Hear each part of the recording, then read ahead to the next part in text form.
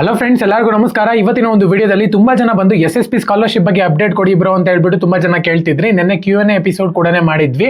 So ಆ ಒಂದು ವಿಡಿಯೋದಲ್ಲಿ ತುಂಬಾ ಕಮೆಂಟ್ಸ್ ಗಳು ಬಂದಿದೆ. ನಾನು ಮತ್ತೆ ಅದನ್ನೇ ಹೇಳಕ್ ಹೋದ್ರೆ ಬೇಜಾರಾಗುತ್ತೆ ನಿಮ್ಗೆ, ಬಟ್ ಆದ್ರೆ ಪದೇ ಅದನ್ನೇ ಕಮೆಂಟ್ಸ್ ಮಾಡ್ತಿದ್ದೀರಾ.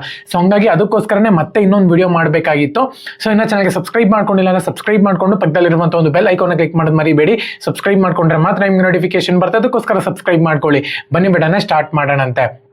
ಮೊದಲನೇದಾಗಿ ತುಂಬಾ ಜನ ಕೇಳ್ತಿರುವಂತ ಒಂದು ಕ್ವಶನ್ ಏನಪ್ಪಾ ಅಂದ್ರೆ, ಬ್ರೋ ಫಸ್ಟ್ ಲೆವೆಲ್ ವೆರಿಫಿಕೇಶನ್ ಆಗಿದೆ, ಸೆಕೆಂಡ್ ಮತ್ತೆ ಥರ್ಡ್ ಲೆವೆಲ್ ನ ಒಂದು ವೆರಿಫಿಕೇಶನ್ ಆಗಿಲ್ಲ ಬ್ರೋ ಅಂತ ಹೇಳ್ಬಿಟ್ಟು ತುಂಬಾ ಜನ ಕೇಳ್ತಿದ್ದಾರೆ.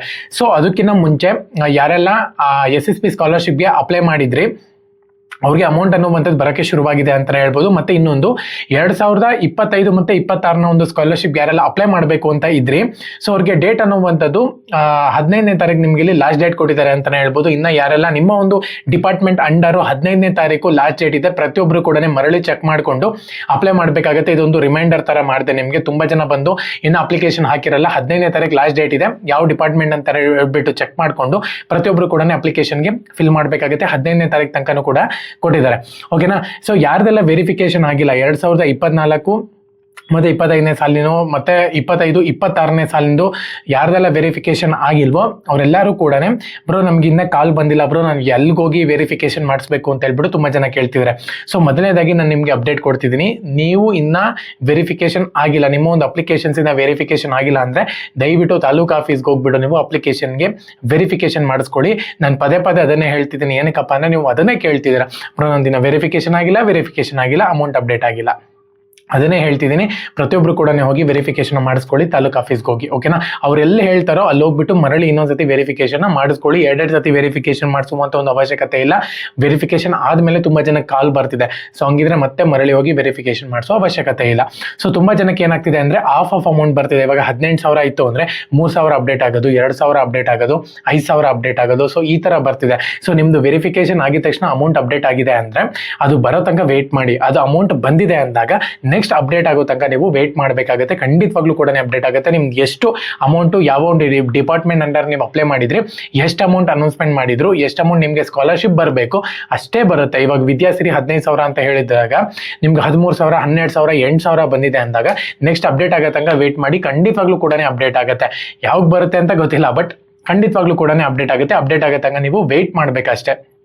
ಓಕೆನಾ. ಸೊ ಒಂದ್ಸತಿ ವೆರಿಫಿಕೇಶನ್ ಆದ್ಮೇಲೆ ಮತ್ತೆ ಅವ್ರು ಕಾಲ್ ಮಾಡ್ತಿದ್ದಾರೆ, ಬ್ರೋ ಬಂದು ವೆರಿಫಿಕೇಶನ್ ಮಾಡಿಸ್ಕೊಳ್ಳಿ ಅಂತ ಹೇಳ್ಬಿಟ್ಟು ತುಂಬಾ ಜನ ಕೇಳ್ತಿದ್ದಾರೆ. ಏನೋ ಸ್ವಲ್ಪ ಎರರ್ ಆಗಿರ್ಬೋದು, ಮತ್ತೆ ಡಾಕ್ಯುಮೆಂಟ್ಸ್ ನ ತಗೊಂಡು ಹೋಗ್ಬಿಟ್ಟು ಮರಳಿ ವೆರಿಫಿಕೇಶನ್ ಮಾಡಿಸ್ಕೊಳ್ಳಿ. ಏನೂ ಆಗಲ್ಲ, ಭಯ ಪಡುವಂತ ಒಂದು ಅವಶ್ಯಕತೆ ಇಲ್ಲ. ಪದೇ ವೆರಿಫಿಕೇಶನ್ ಮಾಡಿಸ್ಬೇಕಾ ಅಂತ ಏನೂ ಇಲ್ಲ. ಒನ್ ಟೈಮ್ ಅದು ಲೆವೆಲ್ಸ್ ಇರುತ್ತೆ ಅಲ್ವಾ, ಆ ಒಂದು ಲೆವೆಲ್ಸ್ಗೆ ಹೋಗ್ಬಿಟ್ಟು ನೀವು ವೆರಿಫಿಕೇಶನ್ ಮಾಡಿಸ್ಬೇಕಾಗುತ್ತೆ. ಇದು ಕಾಮನ್ ಪ್ರಾಬ್ಲಮ್ ಆಗಿಬಿಟ್ಟಿದೆ. ಸೊ ಹಂಗಾಗಿ ಒಂದ್ಸತಿ ವೆರಿಫಿಕೇಶನ್ ಮಾಡಿಸ್ಕೊಂಡು ಅವರು ಅಮೌಂಟ್ ಅಪ್ಡೇಟ್ ಮಾಡ್ತೀರಾ, ಅರ್ಧ ಅಮೌಂಟ್ ಅಪ್ಡೇಟ್ ಮಾಡಿಬಿಟ್ಟು ವೆರಿಫಿಕೇಶನ್ ಮಾಡಿಸ್ಕೊಳ್ಳಿ ಅಂತ ಹೇಳ್ಬಿಟ್ಟು ಪದೇ ಕೇಳ್ತಿದ್ದಾರೆ. ಸೊ ಹಂಗಾಗಿ ಇದೇ ಪ್ರಾಬ್ಲಮ್ ಆಗಿದೆ. ಡೇಟ್ ಯಾರ್ದೆಲ್ಲ ಎಕ್ಸ್ಟೆಂಡ್ ಆಗಿದೆ ಒಂದ್ಸತಿ SSP ಪೋರ್ಟಲ್ಗೆ ಹೋಗ್ಬಿಟ್ಟು, ಸೇವಾ ಸಿಂಧು ಪೋರ್ಟಲ್ಗೆ ಹೋಗ್ಬಿಟ್ಟು ಚೆಕ್ ಮಾಡಿಕೊಂಡು ಒಂದ್ಸತಿ ಅಪ್ಲಿಕೇಶನ್ಗೆ ಅಪ್ಲೈ ಮಾಡೋಕ್ಕೆ ಟ್ರೈ ಮಾಡಿ. ಸೊ ಎರಡನೇದಾಗಿ ಯಾರ್ದೆಲ್ಲ ವೆರಿಫಿಕೇಶನ್ ಆಗಿಲ್ಲ ಇವಾಗಲೇ ಹೋಗ್ಬಿಟ್ಟು ತಾಲೂಕು ಆಫೀಸಲ್ಲಿ ನಾಳೆನೇ ಹೋಗಿ ವೆರಿಫಿಕೇಶನ್ ಮಾಡಿಸ್ಕೊಳ್ಳಿ. ಓಕೆನಾ. ಯಾರ್ದೆಲ್ಲ ಆಫ್ ಅಮೌಂಟ್ ಅಪ್ಡೇಟ್ ಆಗಿದೆ ಅವ್ರದ್ದೆಲ್ಲರಿಗೂ ಕೂಡ ಮತ್ತೆ ಇನ್ನೊಂದ್ಸತಿ ಅಪ್ಡೇಟ್ ಆಗತ್ತಂಗ ವೇಟ್ ಮಾಡಿ, ಆ ಅಮೌಂಟ್ ಬರಲಿ. ಓಕೆನಾ. ಇನ್ನೇನಾರ ಡೌಟ್ ಇತ್ತು ಅಂತ ಹೇಳಿದ್ರೆ ಒಂದೊಂದೇ ಟಾಪಿಕ್ ಎತ್ಕೊಂಡು ವಿಡಿಯೋ ಮಾಡಲ್ಲ, ಒಂದು Q&A ಎಪಿಸೋಡ್ ಅಂತ ಮಾಡಿಬಿಡ್ತೀನಿ. ನಿಮ್ದು ಏನೇನು ಪ್ರಾಬ್ಲಮ್ ಇದೆ ಎಲ್ಲ ಕಮೆಂಟ್ಸ್ ಮಾಡಿ, ಒಬ್ಬೊಬ್ರದೇ ಕಮೆಂಟ್ಸ್ ಓದಿ ಆನ್ಸರ್ ಮಾಡ್ತೀನಿ. ಇದೇ ಬೆಸ್ಟ್. ಏನಕ್ಕಪ್ಪ ಅಂದ್ರೆ ಒಂದು ಟಾಪಿಕ್ ತಗೊಂಡು ನಾನು ಒಂದೇ ವಿಡಿಯೋ ಮಾಡೋಕ್ಕಾಗಲ್ಲ, ಇದು ತುಂಬ ಪ್ರಾಬ್ಲಮ್ ಆಗಿಬಿಟ್ಟಿದೆ. 1 ಸೆಕೆಂಡ್ ಹೇಳ್ಬೋದು ಅಷ್ಟೇ, ಅದನ್ನ ಮತ್ತೆ ಹೇಳೋಕ್ಕಾಗಲ್ಲ.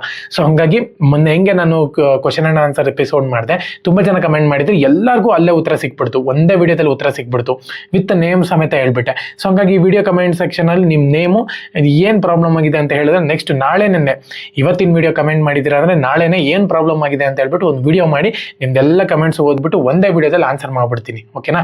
ಇದು ಬೆಸ್ಟ್ ಐಡಿಯಾ. ಸುಮ್ಮನೆ ಪದೇ ದಿನಕ್ಕೆ ಒಂದು 5 ವಿಡಿಯೋ ಮಾಡೋಕ್ಕಾಗಲ್ಲ. ಸೊ ಒಂದೇ ಮಾಡೋಕ್ಕಾಗೋದು, ಅದು ಒಂದು ಕ್ವಶನ್ ಎತ್ಕೊಂಡು ಮಾಡ್ಬೋದು ಅಷ್ಟೇ. ಸೊ ಹಂಗಾಗಿ Q&A ಎಪಿಸೋಡ್ ಮಾಡ್ಬಿಟ್ಟೆ ನಿಮ್ಮ ಪ್ರಾಬ್ಲಮ್ಸ್ ಎಲ್ಲನೂ ಕೂಡ ಸಾಲ್ವ್ ಆಗ್ಬಿಡುತ್ತೆ.